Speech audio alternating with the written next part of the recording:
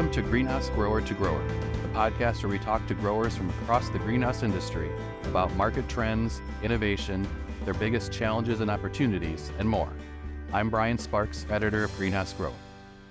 Almost every episode of this Greenhouse Grower to Grower podcast has featured a conversation with a grower. However, there are times when certain topics supersede anything else.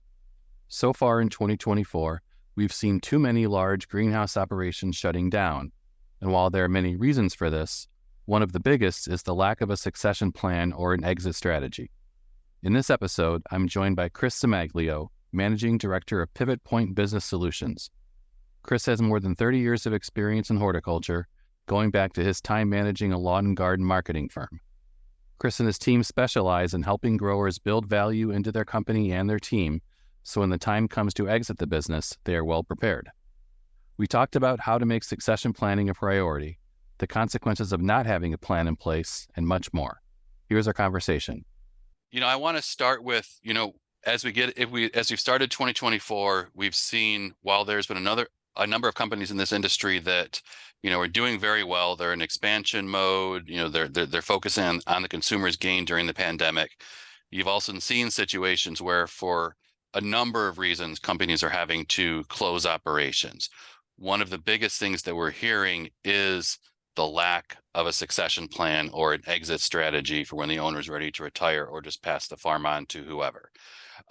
Let's start right there with, why having that exit plan is such an important topic, and also why you think that operations tend to be underprepared for something like this. Well, thanks, Brian, and it's great to be with you here today. And it's a favorite topic of ours that we're talking about. Look, when it comes to the industry, we get it. We're all busy, especially this time of year. We spend so much time working in our business as opposed to on our business. We're a crazy bunch of workaholics, and we don't want to talk about it. It's emotional. But I can tell you, if you think your people aren't thinking about it, I can assure you they are. Ben Franklin, we believe, said it best. And he said, if you fail to plan, you're planning to fail. 100% of us, and this is a data figure, beyond doubt, 100% of us have to exit our business someday. 75% of those, though, from survey data that we've gotten from the Exit Planning Institute, profoundly regret exiting within 1 year. Wow. And that's a figure that, as exit planners, we kind of take that to heart.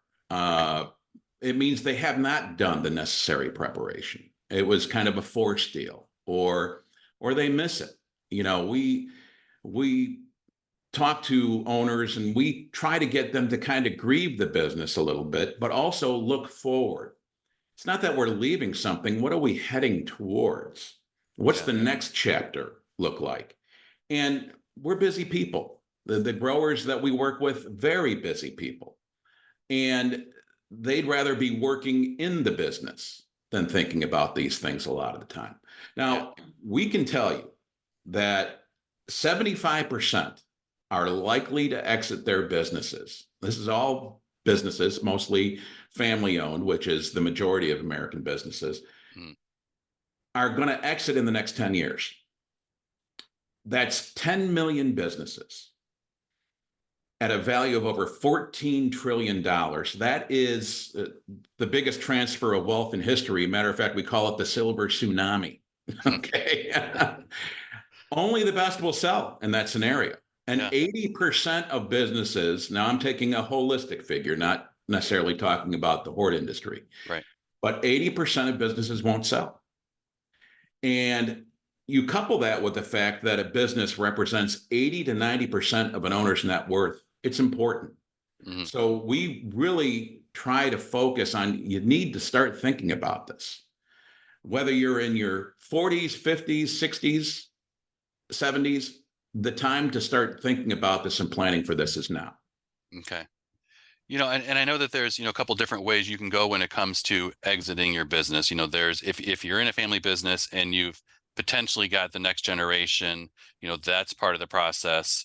if you don't have somebody who can immediately step in, I know there's other options, whether you're looking to sell the business or maybe turn it over to other team members. Can you kind of talk about the differences in those and maybe how you might prepare for each of those different scenarios? What we're talking about, Brian, is basically exit options, and your options are either an internal or an external exit. Mm-hmm. Internal could be family succession, and in our industry, especially, we see that quite a bit. It could be a management buyout. It could be getting your people involved in the business. It could be an ESOP or an employee stock ownership program, which we've been seeing increase in popularity quite a bit. The other options are a third-party sale, an external sale. And we see that quite a bit when there is no family succession. On the family business side of things, and we hear this a lot, especially from our clients, mom and dad have worked so hard building the business, and they've struggled and strained to put their kids through law school and med school and all that. And they'll say to mom and dad, you know what, we don't want it. And that's what kind of brings on the third party sale. In that instance, you could be looking at a financial buyer, a PE group, for example, or an investment group. Our industry, especially since the pandemic, has become quote unquote sexy in the eyes of many in the financial markets. So that's an option. And another option is to find a strategic buyer, somebody who's in the industry, somebody who would look at your business as an opportunity to continue to grow theirs. Yeah. And then of course, there's liquidation, which is something we don't necessarily recommend. Yeah, absolutely. Well, and I know from presentations that you and your team have given at various conferences, including our own, you've talked about this should be one of the first things you do when you either start or buy a business yourself, is to be thinking about, how do I get my company financially well equipped for whoever takes it over? Can you kind of talk about why that's such an important step right from the beginning? I know it's kind of a weird concept. You start a business, you're in your mind, you wouldn't necessarily be thinking, what am I doing to get rid of it? But it's got to be an important part of the conversation.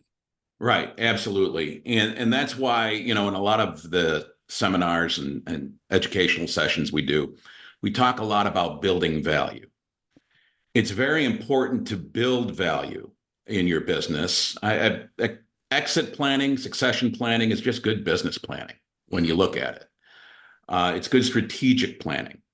By building value in your business and hitting what we call the 8 key value drivers, or what buyers look for in a business, you're not only making your business more valuable, but it's making it easier for the buyer to see how they can grow this business in the future. We may have had 20, 30, 40 years in our business, but when that buyer takes over, that's his or her first day. And they're constantly going to be looking at ways to take their investment in your business and take that to the next level. And from the planning side of things, it takes a good 3 to 5 years to get ready. And we look at value building as being critical during that time frame. Okay. It's kind of like when you put your house up for sale. You don't open the doors one day, with dirty dishes in the sink and dirty clothes laying everywhere and say, buy me. No, you stage it, you get things ready, you repair things, you look at ways that will build value in the eyes of a potential buyer. And preparing your business for a sale or a transition to family is much the same way. Yeah. Before we go too much further, I do want to touch on your own background. This is obviously a very important topic, for the industry, and then for you and your team as well. So can you talk a little bit about, how you got into, this segment of the industry, and how that shaped why this is such an important topic, not just for the industry, but for you as well? Yeah. I have over 30 years experience in the horticultural industry. I came up through a family business, And my dad built the business. It's a sales and marketing firm in Chicago. Okay. And as he was going through succession planning and figuring out what his exit would look like, this is where I got involved quite a bit. Okay. I eventually took over the company and eventually sold my share of the company to my sister. Okay. Because I wanted to pursue a different direction. And it was this direction, succession exit planning. I found I really had a passion for it. I had worked a lot with different companies over the years in the industry, helping them prepare and sell their business. And 7 years ago, my partner, Todd Downing, and I started Best Human Capital. Mm. And we realized early on the need for this in the industry. Matter of fact, one of our first clients said to us, "Hey, I need you to find a replacement for me." Huh. And oh, by the way, do you guys know anything about succession and exit planning? Well, we knew a little. We had, experience we could bring to the table. But since then, we've gotten the necessary certifications, certified exit plan advisors, exit map advisors. We are also certified value builders, Right. which is through the value builder system. With those, certifications and the education and just our general experience, we have since grown the practice quite a bit, and we have partnered with a company called PivotPoint Business Solutions. Mm. PivotPoint gives us a wealth of resources that we can bring to bear on a succession and exit planning engagement, and it's been a great partnership for us. We've been doing a lot of different industry events. One was the Grow Executive Summit that we did a couple of years ago, which was fantastic, Brian. Mm. And Cultivate and Mance and other speaking engagements that we've had. It's been quite a journey for us, and it's been very gratifying to see growers that we talked to who didn't really have a clue in the beginning, and taking them through the process and the necessary steps and to build value. It's become a passion of mine. It's been a very gratifying experience, and we have many on the horizon. Mm-hmm.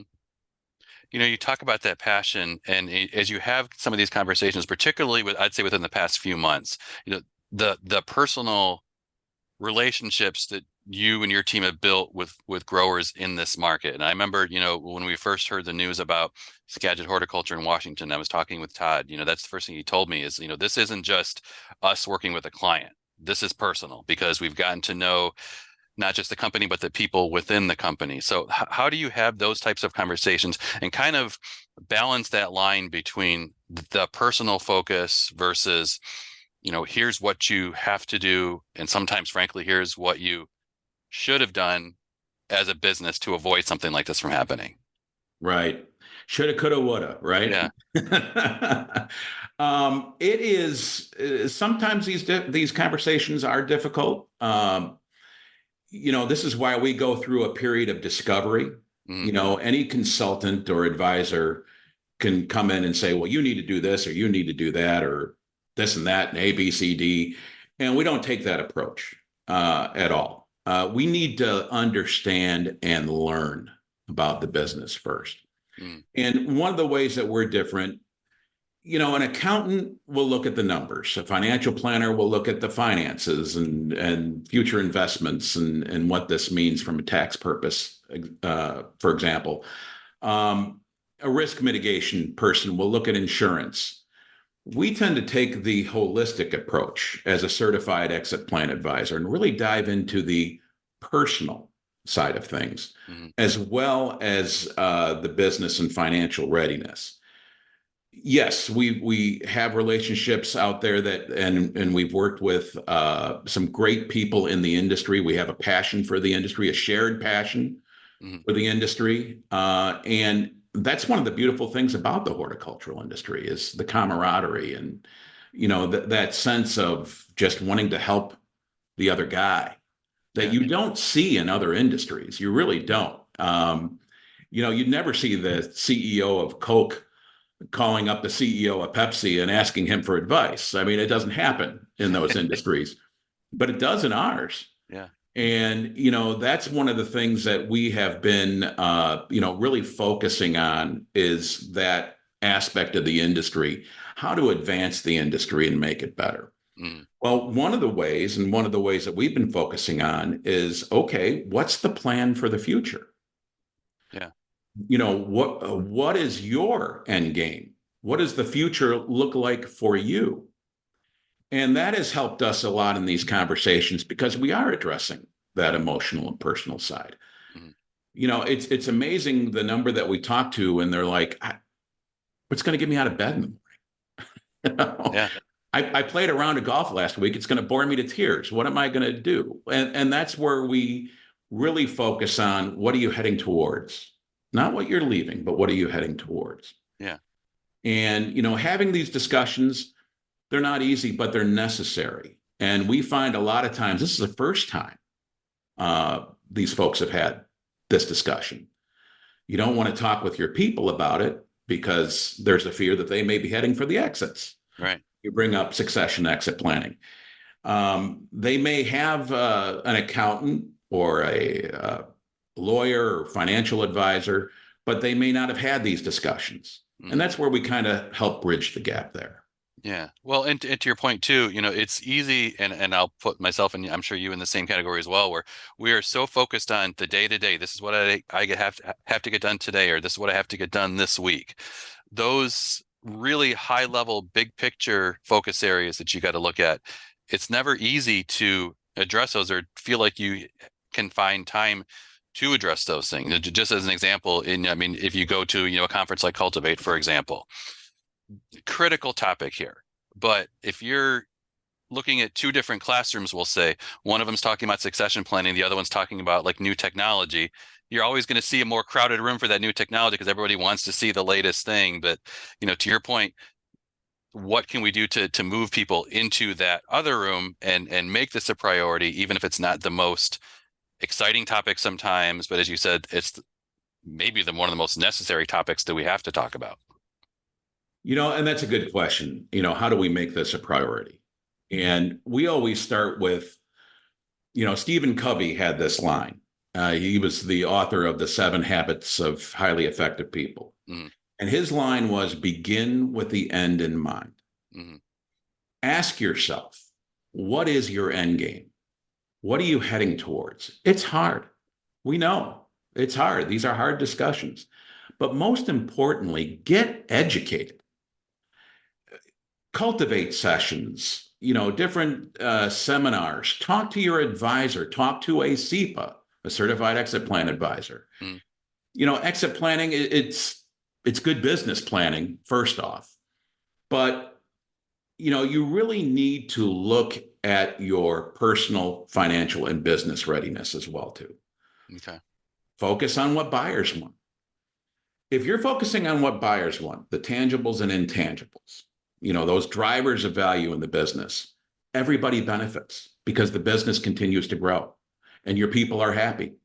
And there's more. And matter of fact, we've had several that we've worked with where, kind of enjoying myself right now working on the business as opposed to in the business. I think I'm going to stick around for a while. Yeah. Fantastic. But at least they're ready to make the change, where before they may not have been ready. And one of the things we've been finding in some of the recent seminars and educational sessions that we've been doing is a lot more young people there. And we love it because in our opinion, it's never too early to start thinking about this. Yeah. This topic, because it does take time. There are those who say, well, you say 3 to 5 years, but I really want to be out in a year. Of course, we can make that happen. And we have clients, where time is a concern. It's a time sensitive move.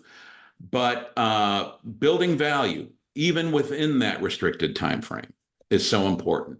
Not just for your return, but for the future longevity and your legacy in the business. Mm-hmm.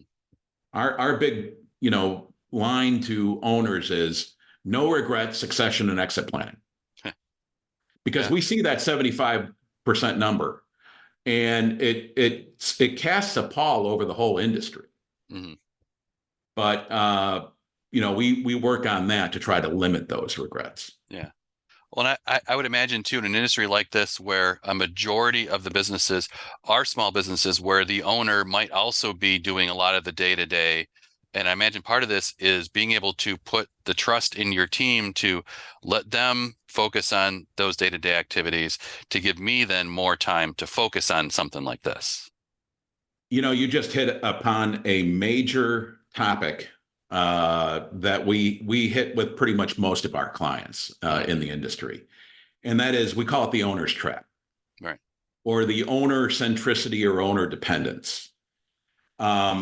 Especially this time of year, it rises to the forefront, because I can't talk to you right now. I gotta get the trees out of the field, or I have to, take care of this issue in the greenhouse or what have you. And it's a big one in this industry.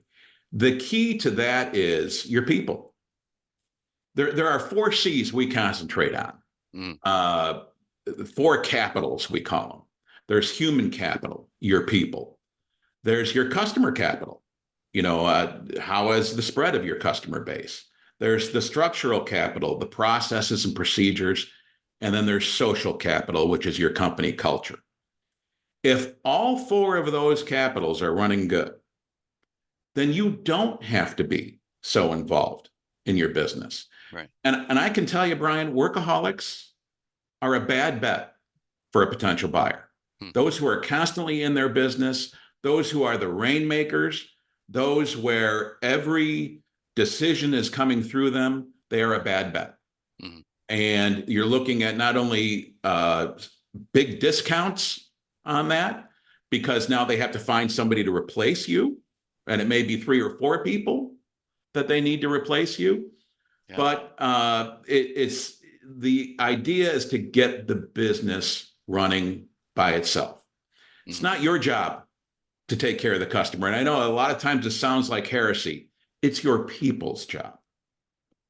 Yeah, that's a great point. Yeah.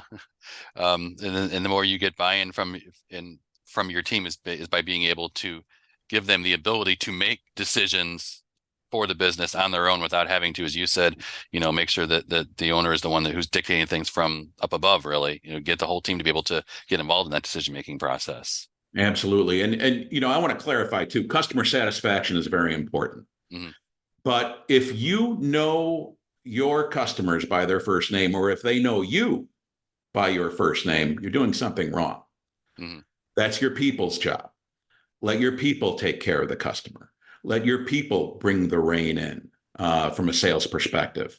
Let them do these roles. We have a client that we work with, and he's like, another problem in shipping. I gotta dive into it. It's like, whoa, hold on a second. You have a shipping manager. Why do you, the owner of the company, have to dive into this? Yeah. And it's hard. We know, it could be your name on the building. I got to make sure that this is done right. Well, okay. Have your people been properly trained? Mm-hmm. Have they been brought up to speed on this? Do you have learning and development programs to get them up to speed? Is there a mentorship program? Are you spending enough time with them to avoid this in the future? Yeah. And see, these are the questions and what we try to work on with owners. There's a org chart called a hub and spoke. Okay. And basically it's the dot in the middle and all these spokes coming out from that. And we've seen quite a few organizational charts in the industry just like that. Okay. And we got to get away from that. Yeah. No, I certainly can understand that.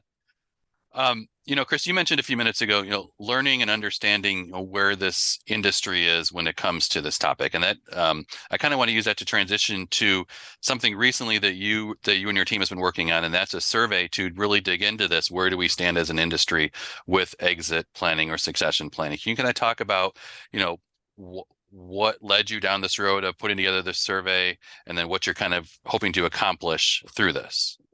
Yeah. And we're really excited about this survey because a lot of the figures and the data that I've been giving you have been taking a holistic look at all businesses in the country. Okay.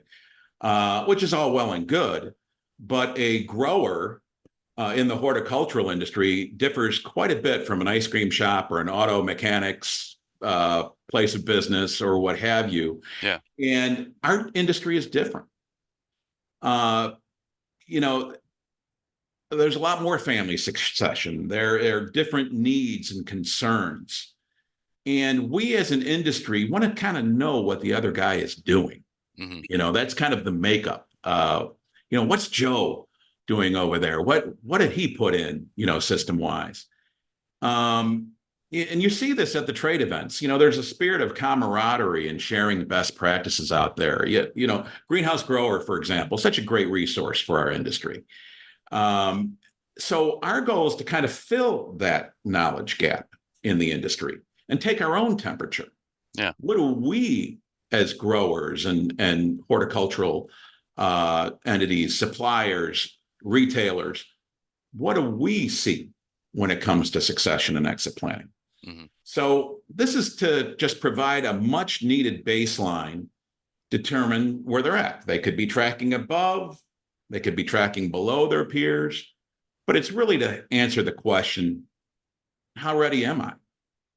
And how ready is my business for exit planning and succession? And how do I score on these different metrics and KPIs that are important when a future buyer or successor? We always take the family succession in with the possible third-party sale. And how do I rate? Yeah. So I know as we're talking now, the survey is currently open. So when are you hoping to have your responses for that?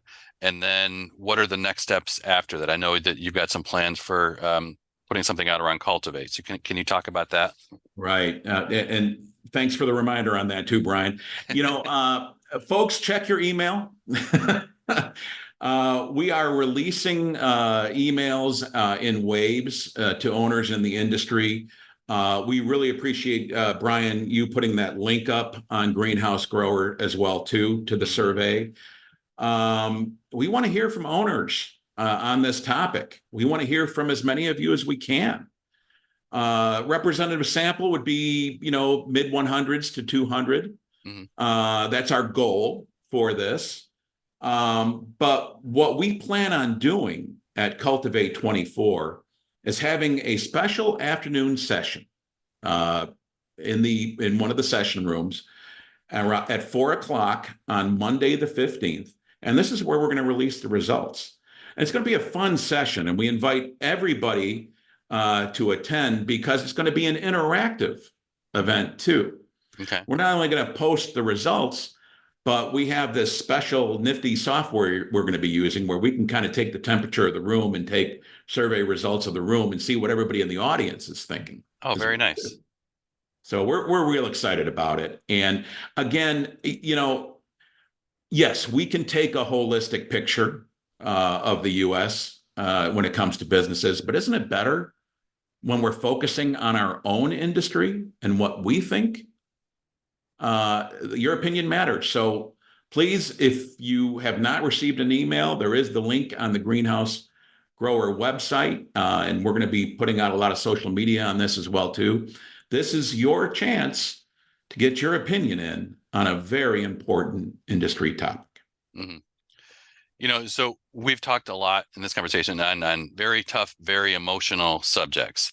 You know, I do want to try and end things on somewhat of a positive note. So just a couple things, you know, as growers are facing a lot of challenges right now, do you think are some of the steps growers can take to make sure that they stay resilient amid, you know, this and other market challenges? Because we haven't even talked about, you know, the cost management and labor and all those sort of things. Succession planning and exit strategy planning being one of those. What can growers do to stay resilient in a market like this? Keep the focus on building value. I have to tell you, I'm very bullish on the industry. I grew up in the industry. I have a passion for it. And people that we bring in from other industries and that I talk to from other industries love it as well. This is not a cutthroat, I'm going to get you, hyper competitive type industry. Of course, there's competition. Of course, there are concerns and challenges ahead. Build value. This is not only just for succession and exit planning, it's just good business strategy. Now, when we talk about building value, what are we talking about? Well, there are many different drivers of value. I would say to owners, and we do quite a bit, financials and cash flow. That number, EBITDA, focus on that. That is earnings before interest, taxes, depreciation, and amortization. A lot of buyers use that as a measure of value and will assign a multiple to that number. Work on getting that number up. It's very important. Business independence. Are you independent from your customers? And by that, do you have too many eggs in one basket? Sure. Or do you have a spread of customers? Employee independence. Who's the disaster scenario if they left? And supplier independence. We saw a lot of that with supply chain. So focus on the independence of the business. Is there recurring revenue in the business? Do you have good control of your market? Or are there barriers to entry? Customer satisfaction. Now, we work with a client and we asked him, hey, tell us about your customer satisfaction level. And he said, they're 100% satisfied. Like, this is fantastic. Where's the data?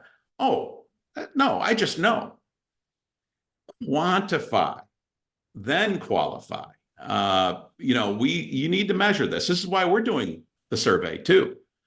We can throw out guesses out there, but unless we have that hard data, it's hard to make a case for what we're saying.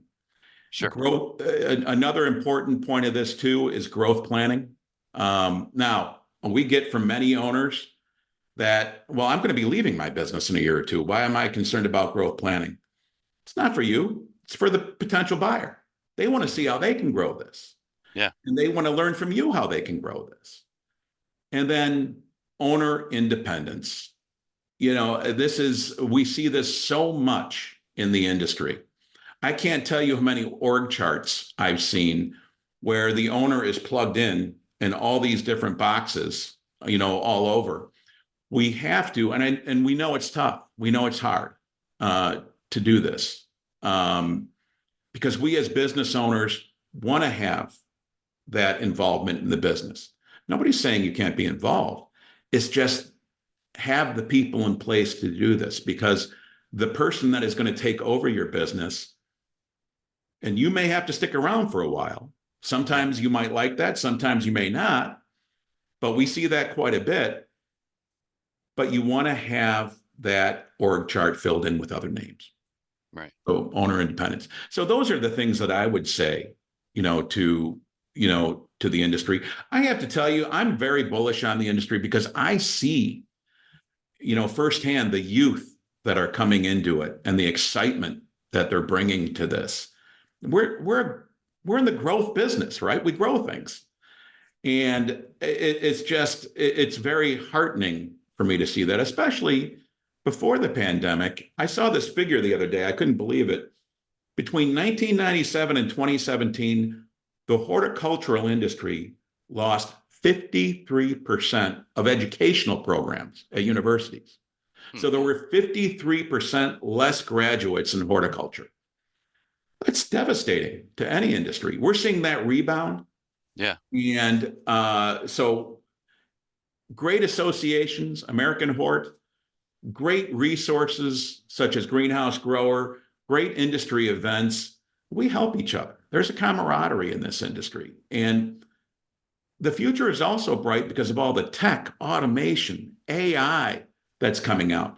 Things that our parents could only dream of, that we're seeing firsthand being applied in the industry. It really is, heartening to me, and I see a great future for the industry going forward. Thanks for joining us. You can learn more at greenhousegrower.com. Please subscribe to this podcast wherever you listen, and please leave us a rating as it helps other podcast listeners find the show.